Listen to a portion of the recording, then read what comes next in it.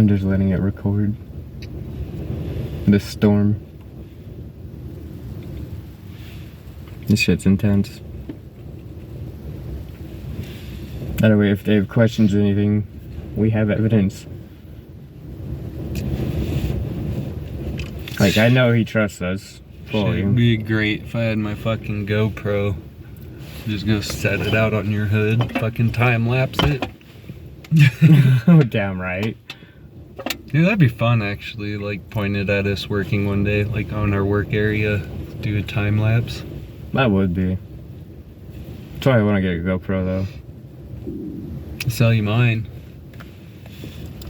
When I finally have the extra money, I'm gonna hit you up.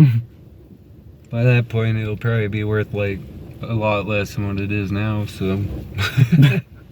It ain't gonna take that long. I have a buddy that I told him a price on it, and it's fucking steel and everything. And he's like, all right, I'll let you know, because he wanted to buy it to put onto his helmet whenever he rides his motorcycle. Start doing motorcycle. Dude, my fucking lens is just focused